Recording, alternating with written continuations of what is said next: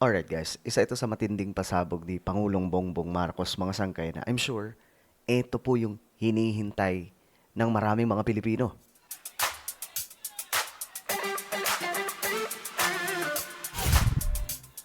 Yo, what's up guys? This is me. We are back dito sa ating YouTube channel. This is me, Sangkay Janjan. Alright? So, baka may mga hindi pa po nakakakilala sa akin dyan, no?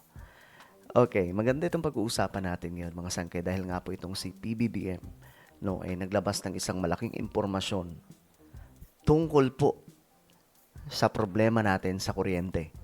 At alam po natin yung solution dyan, isa sa solution dyan, yung solar energy.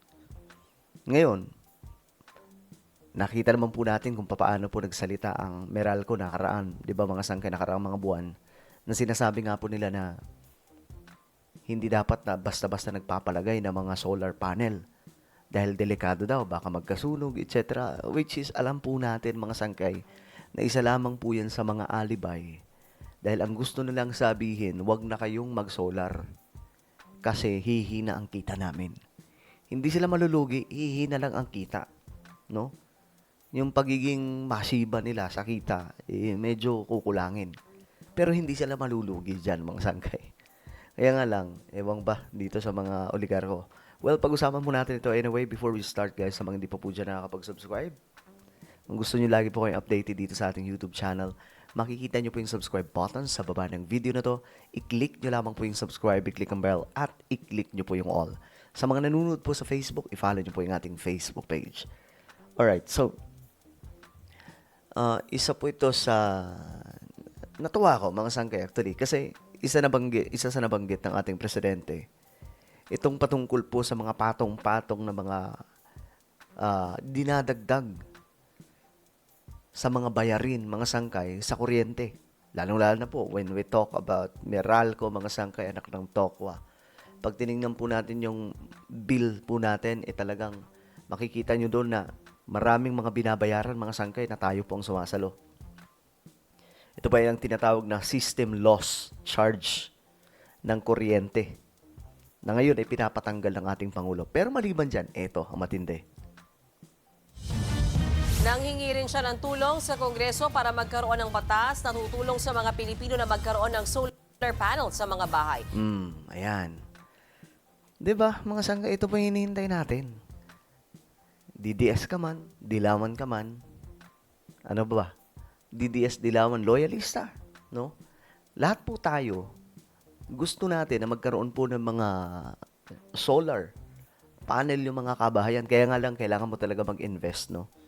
Dahan-dahan lang. May mga iba ganun, mga sangka yung story na hindi naman talaga sila biglaan nagkaroon ng solar panel sa kanilang tahanan. Nag-umpisa sila sa kakaunti, dinagdagan, ng dinagdagan hanggang sa yung binabayaran na po nila sa kuryente is nasa 30 pesos na lang, 100 pesos na lang. Ganon katindi. Magdamag yun. Kahit mag-aircon ka, magdamag kung kompletos recados na yung solar mo. So, nangihingi si PBBM ng tulong na magsagawa po ng batas na tutulong, no, sa lahat ng mga Pilipino na magkaroon po ng mga solar panel sa kanilang mga tahanan. Which is, I agree. Kahit nga ako mga sangkay, gusto ko rin po maglagay ng solar kasi alam nyo, wala na pong mahirap at mayaman ngayon pagdating sa kuryente. Kahit po, tayo nga mga mahihirap lang, di ba? Nagrereklamo tayo. Di ba? Hindi po natin alam. Yung mga mayayaman din pala, nagrereklamo din pala sa kuryente nila. Kasi tayo, imbis na ang babayaran, 5,000, makikita po natin, 15,000, 20,000. Di ba? Yung iba, dati ang binabayaran, 700 pesos lang kasi ang kuryente lang naman nila, ilaw lang, tapos may electric fan. Hindi naman magastos yun. Yung TV, wala, sira. Pero pagdating ng bayaran, yung 700 pesos naging 7,000. Ang galing, anak ng tipaklong yan. 'Di ba? Mapapakamot ulo ka na lang talaga. Ngayon, mga sanggay, yung mga mayayaman, mas malala. Yung dati nilang binabayaran na 20,000, umaabot na ng 120,000, 80,000, 90,000. Kaya sila mismo umaaray. Hindi nila matanggap yung ganong kagrabing kataas ng kuryente. 'Di ba? So, ang solution talaga, solar, ito yung hinihintay natin mga kababayan. Ipinagmalaki ng Pangulo ang 200 proyekto na magdadala ng supply ng kuryente sa bansa. Kabilang nga rito ang tamang paggamit ng nuclear energy. Ito ang bahagi ng SONA tungkol dyan.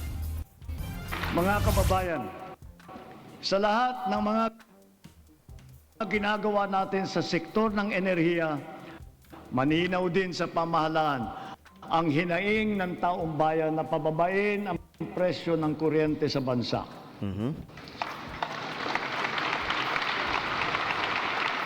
Palakpakan sila eh.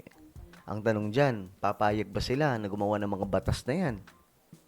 No? Kasi, alam nyo naman, ang kalaban po natin dito, oligarko. Paano pag sinabi ng oligarko, tigilan nyo na yan. Huwag na kayong gumawa ng kung anong batas. Kami bahala sa inyo pagdating sa eleksyon. Di ba? Popondohan namin yung kandidatura ninyo. Ilan ba kayo sa partido nyo? Hindi ba, mga sangkay?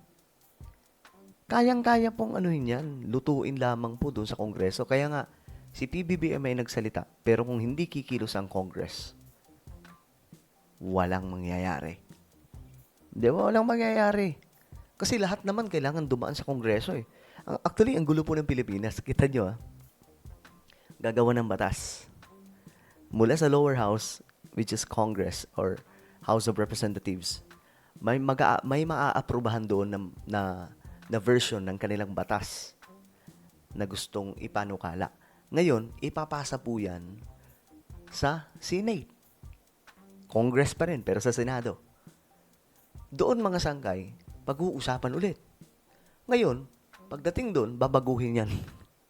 Mula dito sa House of Representatives, babaguhin doon sa Senado, minsan, tatablahin pa. 'Di ba mga sangkay, bago makarating kay PBBM. Ganun ka walang kwenta yung proseso sa Pilipinas.